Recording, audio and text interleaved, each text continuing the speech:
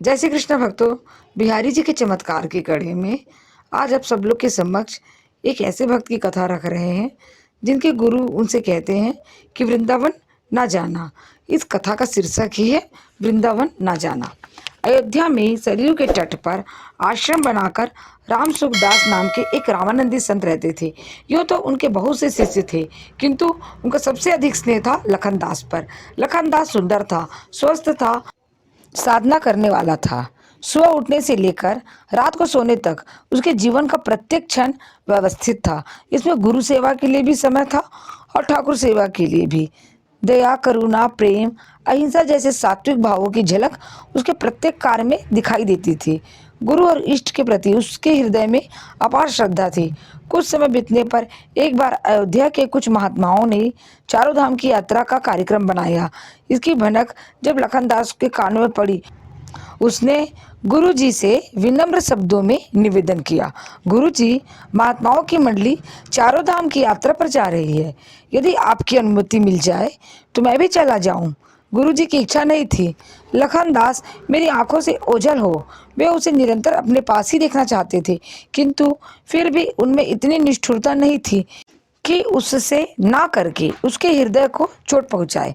वे बोले, अच्छी बात है, महात्माओं की मंडली जा रही है तो तुम भी चले जाओ, पर एक बात का ध्यान रखना। वह क्या गुरुजी?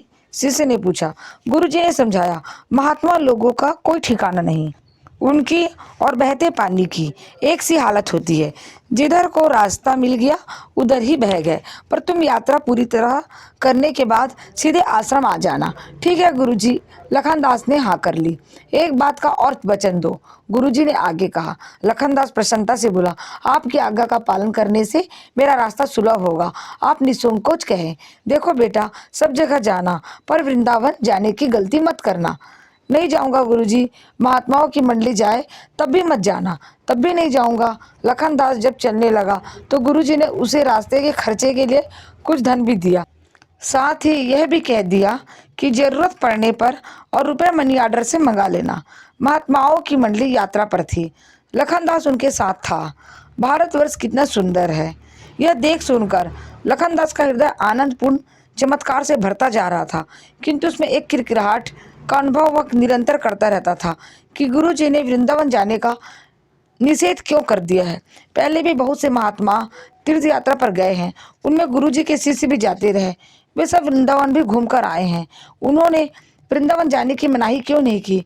जरूर मेरे भीतर कुछ कमी है। मेरे भीतर वह पात्रता शायद नहीं है जो वृंदावन की महिमा को समेट सके। यही कारण हो सकता है, पर मैं निरंतर गुरुजी के बताए मार्ग पर ही चलता रहा हूँ। विषय वासना मुझे उद्वेलित नहीं करते, क्रोध मेरे हृदय में नहीं पल रहा है। भजन करने बैठता हूँ तो भगवान राम परिकर सहित मेरे हृदय सिंहासन पर सहज आकर विराज जाते हैं। फिर वह कौन सी कमी है जिसे देखकर गुरुजी ने मुझे वृंदावन जाने को मना किया? बद्री नारायण की यात्रा से लौटते समय जब हरिद्वार में मैं महात्माओं की मंडली विश्राम कर रही थी, तभी योजना बनने लगी कि ब्रज वृंदावन के दर्शन के बिना आगे बढ़ना उचित न होगा। पहले वृंदावन जाएंगे, यमुना स्नान करेंगे, परिक्रमा देंगे, श्री बिहारी जी महाराज के दर्शन करेंगे, रासलीला देखेंगे, फिर आगे की यात्रा पूरी करेंगे। वृंदावन का नाम आते ही लखनदास का दिल जोर जोर से धड़कने लगा। उसने अपने एक साथी महात्मा से कहा, मैं वृंदावन नहीं जाऊंगा। पता नहीं क्यों गुरुजी ने मुझसे वचन ले लिया है। साथी महात्मा ने कहा, गुरुजी को डर होगा कि वहाँ के भंडारे में लड्डू पूड़ी, मोहन भोग और खीर का स्वाद तुम्हें मोह न ले। वृंदावन राधा रानी का निज धाम है, वहाँ लोग भजन के लिए जाते हैं और भोजन में फंस जाते हैं, पर मुझे खाने पीने में कोई रुचि नहीं। लखनदास ने सहज भाव से कहा, तो फिर डरने की कोई बात नहीं, चलो गुरुजी कुछ नहीं कहेंगे। साथी महात्मा ने उसे समझाया तो वह मान गया। मंडली वृंदावन आई। कैमार वन के पास उसने ठहरने की व्यवस्था की थी। यहाँ होलियों का समय था।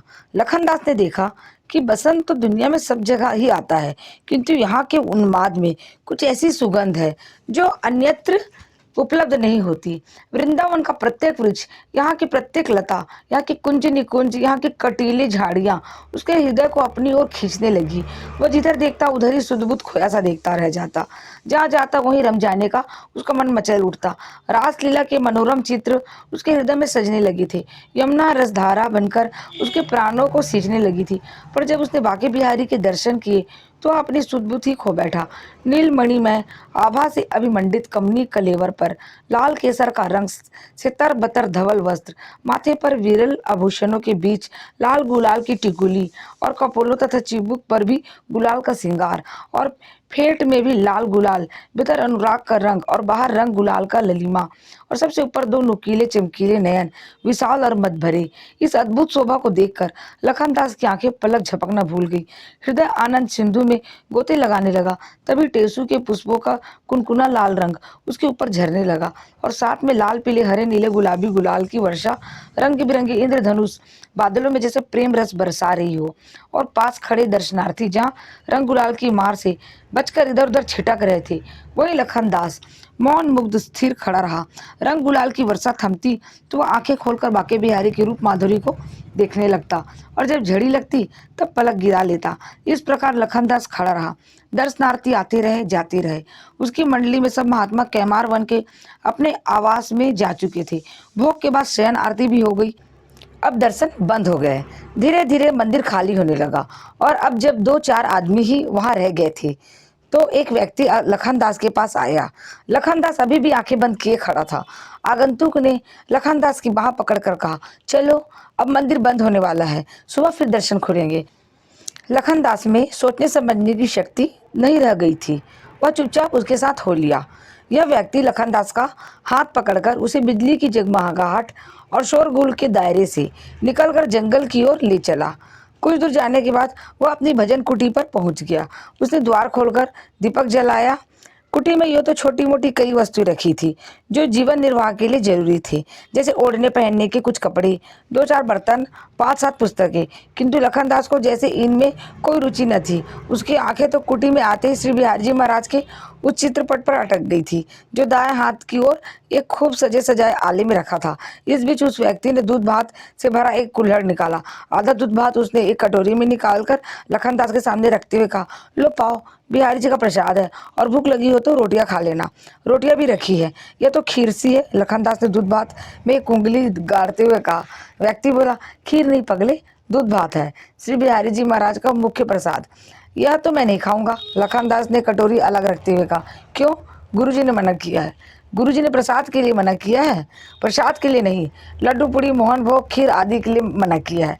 उन्हें पता था कि मैं वृंदावन जाकर यही सब खाने लगूंगा, इसलिए तो वो मुझे वृंदावन नहीं आने दे रहे थे। मैं तो रोटियां ही खा लूंगा। तुम यह दूध भात प्रसाद बुद्धि से पाओ, खीर की बुद्धि से क्यों पाते हो? यह तो छल होगा, अपने गुरु के साथ भी और अपने इष्ट के साथ भी और अपने साथ भी।